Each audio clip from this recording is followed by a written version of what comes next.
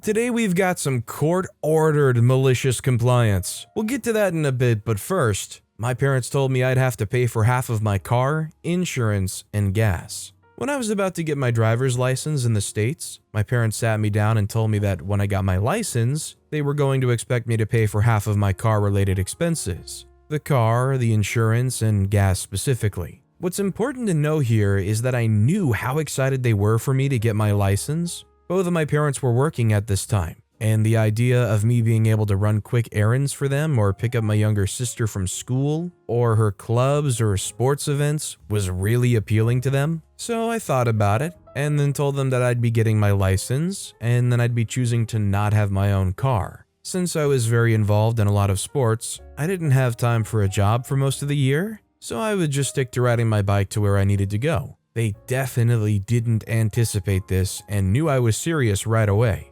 After all, the default up until then had been that I would cycle to and from where I needed to go unless I arranged for other rides. I don't remember how long they tried to wait me out, but I think it was later that day when they came back and told me they would buy a car, a crappy one, and pay for the expenses with a few reasonable stipulations. This is honestly just some good business. When you have a commodity that somebody else wants, don't settle for a bad deal, that's for sure. Also, hi, I'm Steven, and if you enjoy awesome stories of malicious compliance, why not hit that subscribe button down below? That said, our next story is Italicise every single fact in this article? Sure thing. I used to work for a newspaper, and at one point we had a spate of mistakes make it into print. There wasn't really a reason for it, apart from us all being overworked and mildly burned out, just one of those unfortunate coincidences. Anyways, our boss was furious. She put up this board like those you have at construction work sites, saying so-and-so days without errors. We also had a long-standing practice where copy eds had to put changes they made in bold,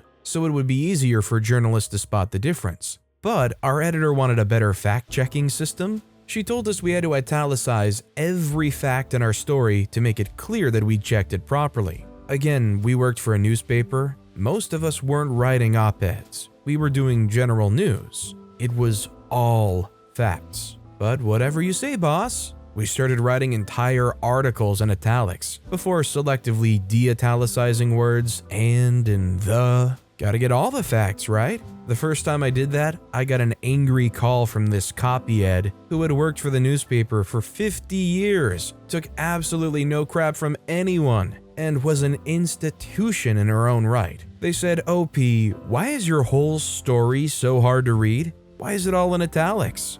Just following orders, ma'am. Fortunately, the boss soon turned her attention to other problems, and we were able to return to whatever passes for normalcy in a newsroom. Our next story is, you want multiple tickets? Okay. In the not too distant past, I was working for a large multinational company, European owned, in a small office for large one-off projects. 200 or so persons working under this facility. We didn't even have one on-site IT person. Things just did not get done. The nearby corporate office wouldn't like to dirty their hands and drive out to our remote location about 20 minutes away. They wouldn't even be regular with maintenance items and skip backups, etc. User tickets, for example, software issues, licenses, etc., were all moved offshore to a third-party company. This company was based in India and further would hire third parties to work these tickets since they were in the off shift. It got to the point where we were basically left to our own devices. A couple of us were tired of this. We racked up a bunch of credentials in our off time, including HTML editing and automation. This is important for later. Things a normal company has internal support for and can help out. What we couldn't fix were issues outside of our control. Physical network assets down or remote devices down. Come to find out, the third party using a third party way of handling tickets got out of hand. Seems some were exploiting the time difference between the US and India and committing some fraud, claiming tickets they didn't do, etc. It was apparently 10 to 15 tickets or so, which amounted to around $2,000 or 165,000 Indian rupees. Duplicate tickets someone double paid for. So, our support was restricted to 1 day on site if there was enough trouble. This was unacceptable and it showed. System-wide issues would be addressed, but only if multiple users reported the issue. and since we were a small office, would fall out of the queue and be left behind again. My fellow engineers and I devised a plan. We took our new skills and worked a plan. The ticket submission was a very simple web page. We had some automation software, usually for app testing, etc., and quickly worked to exploit this support stupidity. We had a system issue. Everyone in the office reported it as so. Each separate task and resolution was its own group of tickets. Since we had the software, we could mask with randoms and make it seem like people were actually filling these out. One issue could end up with 10,000 tickets in a few minutes. Additionally, we could raise the severity each hour, creating 3 times the tickets each hour. 30,000 became 90,000 and so on. This ended up at the CTO level within 5 hours. About 11 p.m. Europe time, they, the overlords in Europe, figured out after 4 or so issues to go back to the "we fix what's broke" and not worry about a few bucks here, especially since it was the vendor's issue that created it. The double third-party stuff was stopped, and we ended up with a slightly better third-party team working our issues. It just doesn't surprise me that when faced with a problem, this mega multinational company's solution is to outsource it to some cheap third party. Our next story is mini malicious compliance. Me and my partner have an agreement. Any terrible joke made, dad jokes, cringe jokes, etc., told by either of us, have to make the next coffee. Now, I agree to this. Bad decision. Weeks of bad jokes slipping out and me having to make drinks. Now, I decided to find a loophole. So since I love coffee just as much as I love the face and exasperated sighs that are made from bad jokes, I've now taken it as a challenge. Now, I find the worst/best jokes, thank you r/dad jokes, I can and say them, enjoying the sighs and exasperation before turning on my heel, skipping to the kettle with glee. Little did they know they signed off their doom via dad joke. This next story is following the court order. This is the first half of a decade-long tale that's currently resolving in a delightful way. Over a decade ago, I came home to find I was being moved out by my wife. We weren't in a great place, but I was blindsided. I was also served with a protection order that stated I could not come home without prior written permission. I had to go through my wife to see the kids, etc., and it was in effect for 90 days. I was devastated. A relative connected me with a bulldog of a lawyer. This lady was brilliant and no nonsense. She filed a rebuttal to the protection order, but told me these things take time and were unlikely to see a judge before the 90 days were up. She was very clear that I must follow the court order to the letter. If there was any evidence otherwise, I would be in an up battle if and when my wife renewed it. It only took 1 day before my now ex needed me to take the kids. I had crashed at a friend's house, so I had no place to take them. So we agreed I would watch them at home. I waited a few blocks away while waiting for an email. Ex called me, and I reminded her of the details of the order and that I couldn't come until I had permission. This happened twice more that I waited down the street within the first week. So I told her I wouldn't leave where I was staying until I had the email.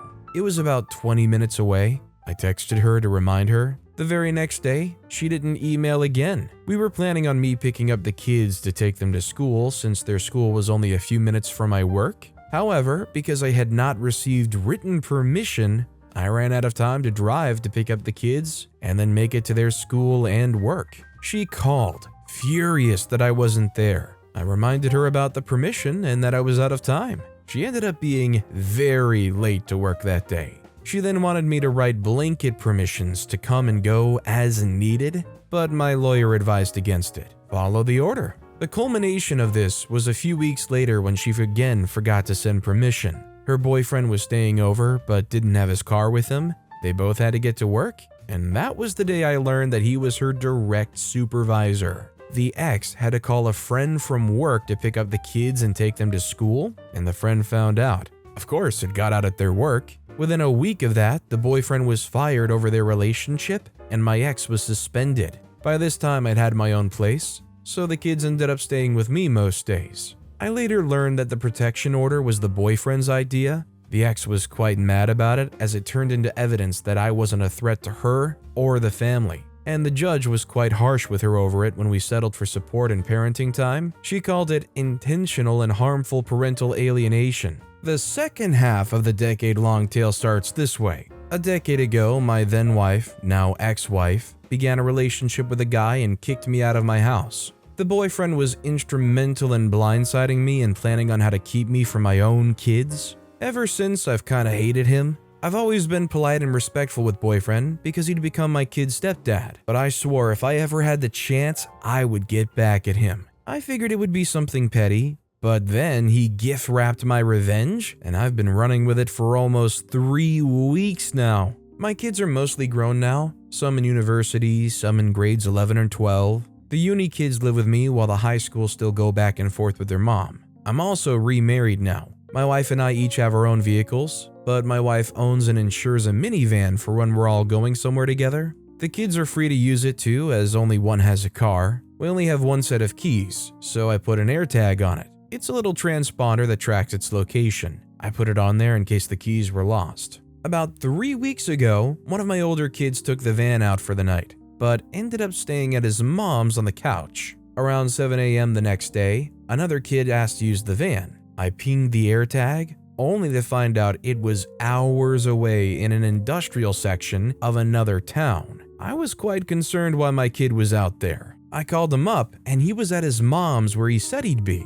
He had no idea the van was missing. I called the police and gave them the location of the van. Within 20 minutes, they had stopped the van, and the driver said he had permission to use it. Lo and behold, it's my ex-wife's boyfriend. The police weren't very interested in detaining him, as it would be easier for him to just drive the van back to our town and we could sort it out here. However, it wasn't my van, nor was he listed on the insurance to drive it. I asked that it be impounded. In Canada, we can't press charges, but I was adamant that this was theft and that I wasn't going to let it go. Since the guy was out of town with no ride, the police did end up detaining him, probably because it was easier. I was given the info for where the van was impounded. Since we had the next day off, my wife and I drove out to the yard to pick it up. When we got there, I first checked for damage since it was sitting a little low. Nothing outside. When I checked inside, I found that it was loaded with industrial fasteners and cable. Think seismic mitigation. Turns out boyfriend used my wife's van to pick up stuff for work. My wife turns on her heels and walks to the office. I had to jog to keep up. She asks, who has access to the van? They have the only set of keys, so my wife is assured only her or me. At this point, I get where she's going with this. I instruct them that no one access the van but us. I had $35 with me, so I gave it to them as a tip. They promised me that no one would get in there, and they actually moved the van into a secured area within the yard. Then we went home without the van. We weren't even home from the long drive when I got the first text from boyfriend about getting the equipment. I explained that we left the van, as there were expenses that we were not going to pay. Towing, impounding fees, daily storage. I told him that he'd have to pay for them before I pick up the van. He was super mad and swore he'll pay me back. I said no way. Within an hour, I got a call from his boss. They need the equipment ASAP for a time-sensitive job. I explained that it was impounded and that I won't have time to get it until next week now, and it has to be paid in advance. The boss swears up and down at me. I calmly explained that I didn't steal the vehicle to transport his stuff. The boss was having none of that, so I said I won't tolerate that abuse and hung up. Then I blocked him and his company on every platform I'm reachable on, and that was 3 weeks ago. Since then, I've been able to make excuses every single time boyfriend tries to arrange picking up the van. Often because the kids don't have the van, so I have to drive them. Boss has gotten through a few times using other numbers and sent a ton of emails that I ignore, but I did reply and explain that both my wife and I need about 4 hours to do the round trip, and that it needs to be paid for ahead of time. And it's added up. $25 a day for secure storage, plus towing and impound fees, etc. Plus, I wanted to be paid for the fuel boyfriend used, as well as our travel. Boyfriend and I agreed on the standard 58 cents per kilometer, and so the boss e-transferred us for the total cost of our driving. By now, the van has made 1 trip and our car has done 2. It came to almost $600. So on Friday, it finally happened. My wife and I drove out and picked up the van. It was prepaid and ready to be released. I dropped off a dozen beers at the office when I picked up the keys and went to grab the van. However, I wasn't going to transport boss and boyfriend stuff, so I arranged for it to be held at the yard at the same rate as a vehicle, unloaded it, and left right before it closed for the weekend. I got a call from the boyfriend asking when he can come by with a work truck to get the stuff. I told him it's still at the impound almost 2 hours away, and the office opens Monday at 9. There was only silence on the other end, so I hung up after about 10 seconds. Through this, I've been getting vague updates from my ex, who I've got a good relationship with now. She was livid with boyfriend and was clear with me that any and all consequences were squarely on him. He's kept his job but is missing the next pay increase and is not getting his year-end bonus. Ex says they're way too short-staffed to let him go, but he's in the doghouse at home and at work. No word on criminal charges for taking the van, but Crown handles that and I'm not suing in civil court. I really don't know what this guy expected to have happen. I guess for the kid to roll over and let them use the van, maybe they assumed it was the kid's van, I don't know. Our next story is, management says I can't wear scrubs in healthcare. So about 10 years ago, I, 35-year-old male now, became a CNA, certified nurse's aide, and worked at an assisted living. In many of these types of buildings, corporate doesn't want the nursing home, so they make their nurses and CNAs wear a business casual clothing. Place I was at required to wear a collared shirt and khakis or black pants. Now, I'm a 6'3" male, on the skinnier side, and I'd been told that my legs are so long that I look like I'm walking on stilts. That being said, finding khakis isn't easy and I usually need to custom order them, which can be pricey. Also, I'd like to note that this building had hard carpet everywhere, and I would end up kneeling down to help tie shoes or do other things while helping out my residents, and ended up blowing out the knees on my khakis often. On the malicious compliance. One day, management says that we're allowed to wear appropriate yoga pants that were black or khaki colored, with no reason given. This does nothing to help me in my holy khaki situation. And as I was making $12 an hour, custom-ordered pants were very expensive to me. So I decided I was going to buy black and khaki scrub pants because they're cheaper and more durable. I go on wearing them for about a week without issue when management calls me in and states that the policy is no scrub pants and that I would be written up if I do it again. I try to explain the financial situation, that each pair of khakis were costing me most of a day's wage and the knees would wear out quick. They responded with, "Tough crap, no scrubs." I then grab the flyer they posted about yoga pants and start to make the case that if women are allowed to wear yoga pants, which are much cheaper, I should be able to wear scrubs. Again, they say, no, it's not the same. At this point, I look down and see the wording on the flyer is, "As a thank you for your hard work, management has decided to allow all nursing staff to wear appropriate yoga pants if they would like. No gender noted, just that they must be black or khaki and not low cut." Cue the malicious compliance. I go home and tell my girlfriend at the time about this and ask her for a pair of her black yoga pants. Just an FYI, she was barely 5'3", and when I tried them on, they barely went past my knees. They covered my butt though, so they worked. The next day I walked into work proudly sporting the high water yoga pants with my hairy calves, stilt-like legs, and black, juicy lettering on my butt. I made sure to tuck my shirt in so everyone could revel in my glorious bony butt. 1 hour into my shift, when management gets there, I instantly get called into the office with my boss and HR. "OP, what are you doing? You're not wearing the correct uniform and we'll need to send you home now." I grab the flyer and point out that nowhere did they say that this was only for women to wear, and they also didn't say anything about length on it. I then say that they're at appropriate height, put my hands on my hips, do a 180 to show off and smile at them while looking over my shoulder. The boss says, "That's not the point, OP. You know what we meant." HR says, "Actually, that is the point." He's right. You did say nursing staff could wear these, and they fit the criteria you put in place. The boss has a wicked scowl on her face, knowing she got beat, but then pauses and laughs. "Okay, fine, wear your scrubs, just no more yoga pants. I've already heard the female residents talking about your juicy butt more than I'd like. Go home and change though. For a long time, I got teased by a bunch of 85-year-old women about when I was going to be showing off my juicy butt and legs again, but at least I got to wear my scrubs. All I can say is, you gotta love a dude with confidence. That said, our next story is, my work shift is 7 a.m. to 5:30 p.m.? Sure. I used to work as a photojournalist for a local newspaper. I used to do a bit of everything. There were days that almost all the newspaper was filled with pics I took.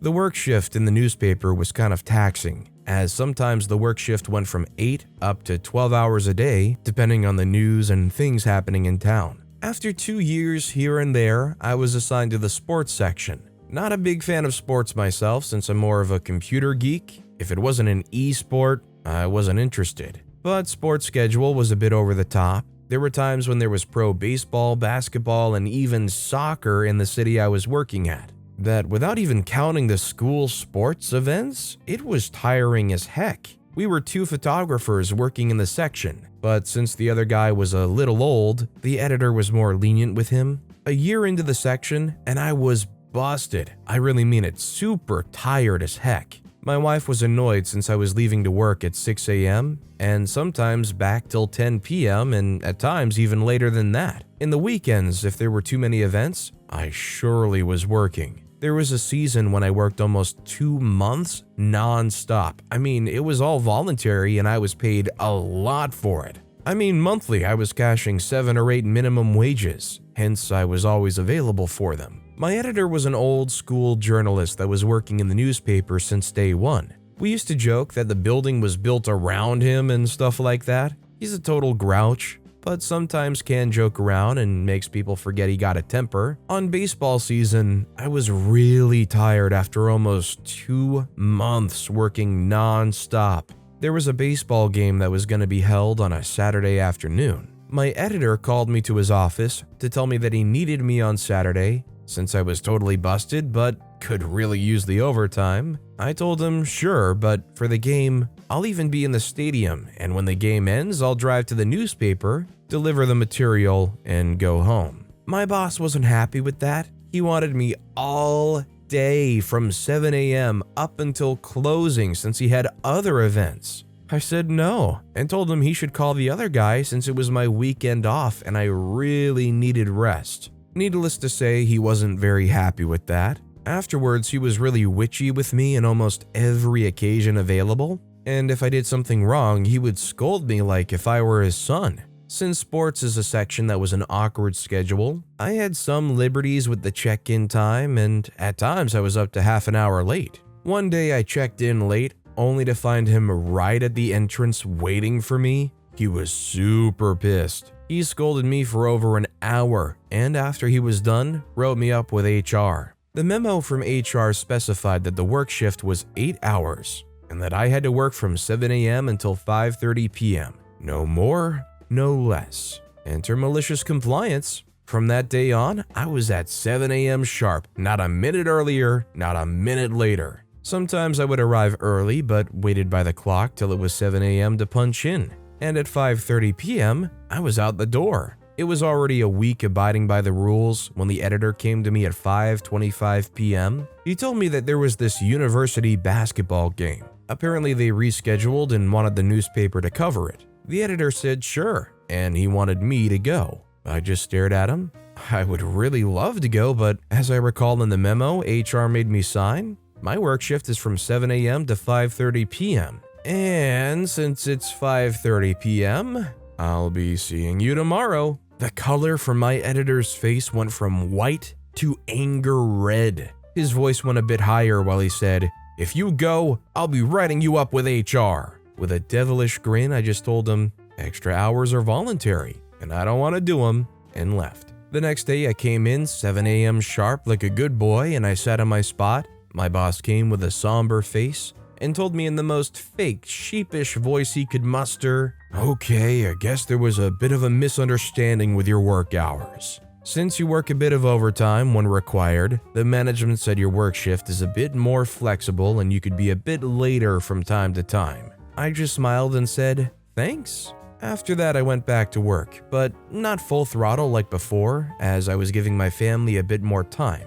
And whenever the editor needed some extra hours, he would also ask the nicest possible way. Some companies like to go by the rules, but when it doesn't favor them, the same rules go out the window. Don't you just hate all these workers that don't just give you countless hours of overtime, while also not complaining and still showing up on time every single day? I think this is why they're trying to make machines to replace us. Maybe I'm just an AI. Our next story is another minimum wage malicious compliance. The bunch of malicious compliance about minimum wage jobs reminded me of one from high school. I worked at a movie theater back in the day. On this particular day, I was working as the person who cleans the theater after the movie ended. Usually, by the time the credits are halfway through and the lights are on, we start cleaning since most of the people are already gone. You usually get 1 or 2 stragglers grabbing their stuff, but never more than 3 to 4 people. There's always at least 3 of us to clean the theater since they're too big for just one person. So the 2 of us start at different parts of the theater and the third is waiting for the stragglers to leave. We clean, move on to the next theater, work as usual. Apparently someone complained that us starting to clean while they were still in the theater made them feel rushed. So they almost tripped leaving the theater. So now we're not allowed to be visible in the viewing room until everyone leaves. We can wait by the stairs just out of view, but enough to see if the room is clear. This usually was never a problem, and people stayed visible anyway just to not be in the hallway as guests tried to leave. Well, this one manager didn't like how we were listening to her directions. We were told to not step foot in until everyone left or we'll be written up. Well, okay, more traffic for people to leave trying to squeeze past us while we have cleaning supplies and block a lane in the hallway. Nothing big. Until one day, the best possible outcome. Someone fell asleep during the movie. Well, as directed by our manager, we stood there for the next 30 minutes, watching the guy toss and turn in his sleep. People from the next movie started to form a line. The manager saw it and came in and asked us what's taking so long. We said we can't clean, there's still someone in there. The policy was changed a week later to be that we could help people leave. Read, courteously kick them out, but we can't start cleaning until the last person left. You know, for a job like this where they come in cleaning during the credits, or they have a rule where they can't clean until everybody's gone, Marvel movies must be a nightmare. I mean, you're almost always going to have somebody sticking around for the post-credit scene, so you're definitely waiting on that one. That said, our final story of the day is Sidekick. Back in the days before computers and cell phones, I was drilling wells in Central Texas for a major oil company, and I had a sidekick. The sidekick was large, somewhat belligerent, and only maliciously compliant. One day we were out in the heat watching a well being drilled and he said, "You know what we need? Music." I didn't say anything, but that evening he took off for the nearest city and came back with a very large and expensive radio. I commented on the amount of money he must have spent and he replied, "That's okay, it's going on my expense account." There was no way they would allow him to put a radio on his expense account, and I told him this. He just smiled. So when we got back to the headquarters and filled out our expense accounts for the trip, he showed me his. The radio was on it, and he turned it in. He was called into the manager's office and was loudly told, "You can't put a radio on your expense account. It'll have to come off." I heard this clearly as my office was right next door. The second largest corporation in the world was actually very liberal with our expense accounts, but there were certain things that they would just not stand for. Radios were one of them. In those days, we used paper expense account forms that had horizontal columns for days and vertical columns for item types, and we made corrections with liquid paper or whiteout. So about an hour or two later, he brings me his revised expense account. The radio is gone, but the total, which was in the bottom right-hand corner, had remained exactly the same. Meanwhile, every other dollar figure on his expense account had been whited out and changed. It looked to me like they'd all been changed upward. So he took it next door to the manager, and the manager looked at it and said, "You've taken out the radio and changed things, but the grand total is exactly the same." To which my sidekick replied, "Yes, it's in there, but you're going to play heck trying to find it." They gave up and cut him a check for the whole amount. Part 2. My sidekick wasn't the best of spellers, and neither was anyone else in Central Texas. So one day, when a vehicle got stuck in the mud and he had to go buy a winch from a gas station to get it out,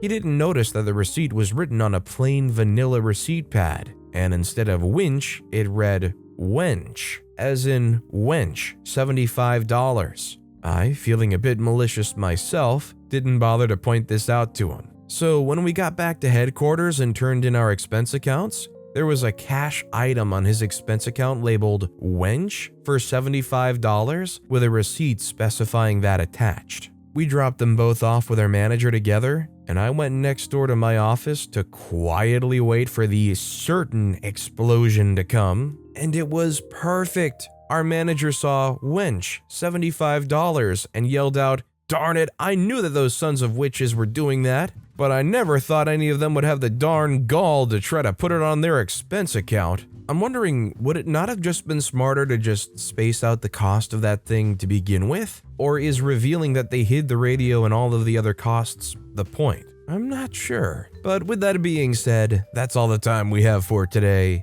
Now, if you want to hear another absolutely awesome story of malicious compliance, check out that video on the left. Or if you missed my latest video, check out that video on the right. That said, I'll see you all next time with some more stories